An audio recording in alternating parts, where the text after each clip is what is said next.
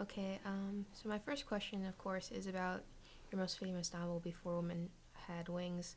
And I was looking you up, and I thought it was very interesting that you had a film made by Oprah Winfrey that was based on your novel. Not a lot of authors have that opportunity. And I was wondering how that experience was for you adapting that to film.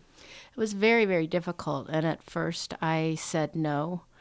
And they just kept asking me, and I kept saying no. When before I started writing novels, I was a freelance writer. I did a lot of journalism, and one of the people I got to interview was Alex Haley, and that was post Roots, and said, "Let's just sit down and tell me about your life." He was a really, really nice man, and he said, "Well, I have one bit of advice for you." I said, "What's that?" And he said, "Whatever you do, stay out of Hollywood." And he was pretty bitter about his experience. And so I was going to stay true to that advice. But the more we kept talking, the more I realized that they were very well meaning and they knew how to make movies, but they didn't know about the place I was writing about. They knew nothing about it. And so I decided that it was probably in my best interest and the film's best interest if I did get involved. So I told them yes, with the caveat that they needed to send me textbooks to study, screenplays to study, and any of my mistakes, they couldn't hold it against me. And so they didn't send me any textbooks because they said they didn't want a kind of traditional screenplay, but they sent me probably five screenplays, and it was just a really wide range, like everything from Chinatown to Ghost to Tootsie. And they said, "We don't want you to read anything into this, except that we think each one succeeds on its own." And so I taught myself how to write a screenplay, and that's what happened. It was a pretty interesting process because as a fiction writer, you are you can go anywhere. You can go deep inside the brain or you can go anywhere outside. And as a screenwriter, it's all external. So I really had to teach my brain to think differently. But I think it helped me become a better writer, actually. That's cool. Um, so most of your novels are based, I think all of them are based in Florida. So how has living in Florida influenced your writing? Well, I have an oversized sense of place, I think. And years ago, the Florida Humanities Council had this initiative called Making Florida Home, and they would take different artists from around the state and send you to like a community center and talk to the people about sense of place. And, because Florida has so many new people coming in daily. And and I was shocked. I mean, these people that had come in from say the Northeast, they didn't have any sense of place at all. And they said, this woman said to me, "Philly, Tampa, Timbuktu, it's all the same." I'm like, but it's not. Um, and I don't know why. I mean, I've actually been thinking about that a lot about why I have such a deep sense of place. Because I'm writing an environmental memoir now, and I think that's why I'm thinking in these terms. But it has surely served my writing well because I think that place in my writing really comes off as yet another character in the book, and I think that most writers do have that kind of sense of place, and it feeds their setting, it feeds their character, it motivates them. I dream about living other places, and I have gone and lived other places, but I always end up back here, and sometimes it drives me crazy, but it's home. Mm. Have you ever considered setting your novels in other places? Or Yeah, I've got one novel now that I don't know if I'll ever write it, but it's been stewing in the back of my mind for a while. And it would be set in New York, but it would be kind of a fantasy novel, actually. And the novel that I'm working on in my head right now, she is from Florida, but she's a woman who travels the world, and so we'll have really interesting places to go to, like the Middle East. wow, that's really interesting.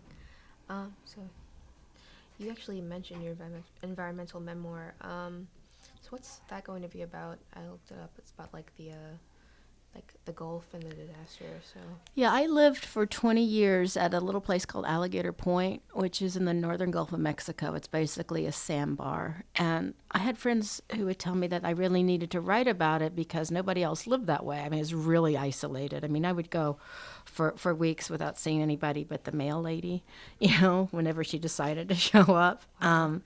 And it's not till I left there that I realized what a different lifestyle I led and how lucky and privileged I was to have had that experience. And it was for me a really pristine kind of sacred place. And then the Gulf oil spill happened, and I just couldn't take it. And I know that the media downplays the effects of the Gulf oil disaster, but I saw it firsthand, and it was severely impacted. And I think from kind of self-preservation of mind and soul, I felt I needed to leave. So I moved back to my familial home of St. Augustine. So that's what it's about. But, it is about the Gulf oil spill, but it's also it is about sense of place and what home truly is. And it keeps shape-shifting on me. So we'll see what I say about it next week.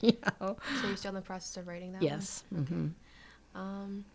So I looked up your fiction. It's mostly like autobiographical in some way. So I was wondering, when you first start writing something, do you like know in your head, oh, this is going to be fiction, this is going to be nonfiction, or does that like come to you during the writing process? Or No, I always know what genre a project's going to be in. This memoir, for obvious reasons, is going to be nonfiction. I need to tell that story. My first memoir, I wanted to tell it as nonfiction because I wanted to make a political statement. I didn't want anyone to say, oh, that doesn't happen to women, or oh, she made that up, anything like that. So I knew from the outset that I needed to write it as nonfiction. But, and even though I do write a considerable amount of nonfiction, I think of myself primarily as a novelist. Okay. And, working on this memoir now, I just can't wait to get back to the novel. There's just so much more freedom in it. And I feel this heavy burden of empirical truth with memoir writing.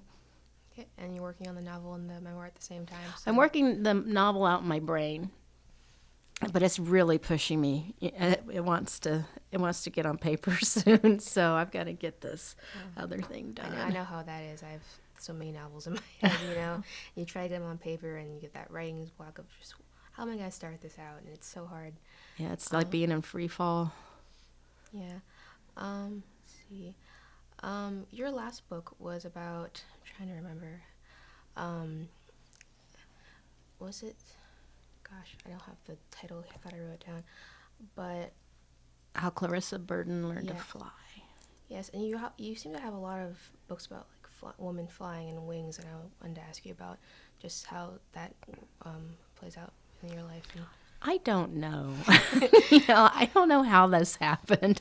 I mean, I can give you stupid answers like, I love to bird watch, and stuff like that, but that's not the right answer. Before Women Had Wings, I loved that title, and I had a lot of different titles, and when I struck it, it just was, oh, that's it. It was like kind of just did fast writing title after title, and when I hit it, I'm like, oh, that's it. But Clarissa Burden really does learn how to fly. I mean, she's in a horrible, horrible marriage to a petty tyrant, and then at the end of that book, the spoiler, there is a form of flying at the end, and so that was, I guess, symbolic, and also true to the reality of that book.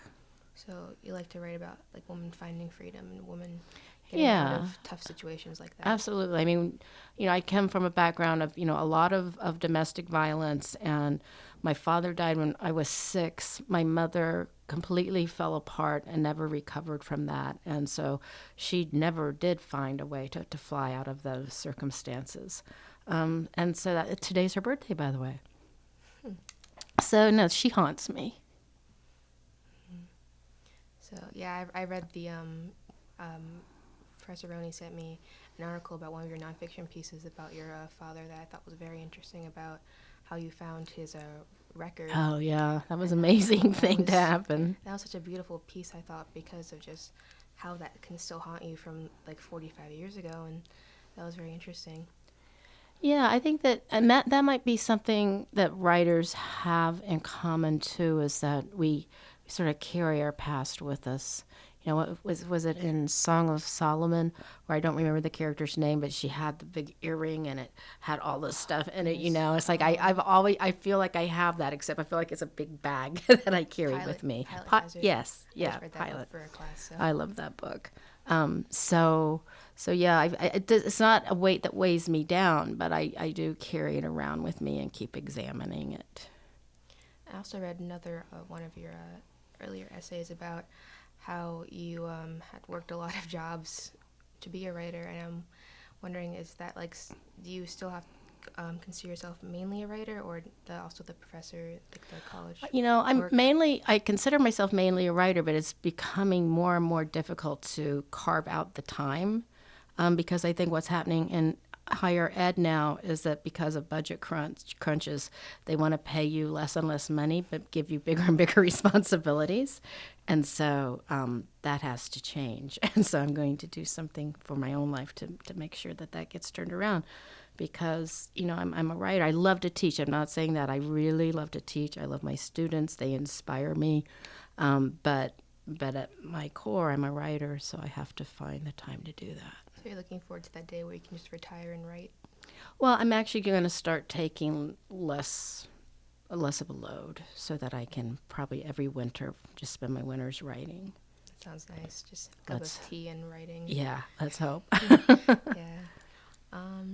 Well, my last question for you, and maybe you could talk a little more after the last question, was, what was just some advice that you could give aspiring writers? Since we are a student-run literary magazine, we're all aspiring writers or editors and whatnot, so just what's some good advice? I think the best thing any writer can do, besides live a life fully, which means close observation. You know, I'm so lucky. I have so many writer friends, and one of the things that they have in common is just an immense curiosity. They might be the shyest person in town, but the curiosity about life is immense, you know, and you know, a thing of whiteout can fascinate them, you know. So I think that writers do have that. I mean, we'll chew on one little problem for days, something we saw somebody do or something that just it won't let us go. So I think that's just part of our curious being and wanting to explore that. But that doesn't go anywhere if you don't feed yourself with books, books, books. I mean, the best thing any aspiring writer can do is to read, read, read. And you have to keep reading. You know, a writer who doesn't read is starving themselves. What are some of your favorite authors? I have so many, it's really difficult to say. But I can say that when I was in graduate school, I mean, I had written a lot of fiction, but I considered myself primarily a poet, and so that's what I was going to study. And when I got into the program, they're like, "Oh no, you have to take fiction classes too." So I take the class and I write the short story, and the professor's like, "Oh, this is the beginning of a novel," and I'm like, "No, don't do this to me." So it became my first novel, Sugar Cage. But what happened is sort of the same way with the screenplays that I just read and read and read to try to internalize the form. I just read about 35 really good novels by women writers, contemporary women writers, because I want to know what was happening in my time, in about 35 days. Because I thought if I did, I would internalize the form. Because I didn't know how to write a novel. I mean, it's huge, you know. But when I stumbled upon oh gosh, now I'm not going to get the name right. Louise Erdrich. Oh goodness, I'm taking a class on Native American prose and poetry right now, and it's not. I can't believe I can't remember it right now. Louise Erdrich's first novel. And when I read it, I just knew. I knew that I could write my book.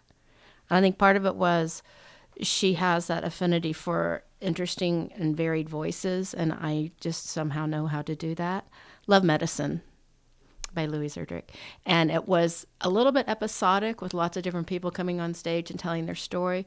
So I'm like, oh, I can do that. You know, and I'm not so scared now. You know, I don't have to have like one character who tells the whole story. I can have a lot of characters to tell the story. So that was a seminal book for me to let me know that yeah, I could maybe do this.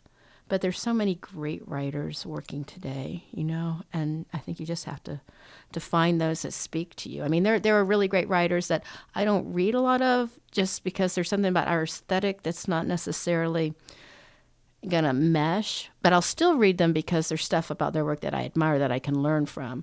But I think you have to find those writers that excite you, that make all those areas of your brain light up, because if you read them and your brain's lighting up, you're going to figure your own path into your own work. Okay. Well, that was my last question, so thank you. You're very welcome. Thank you.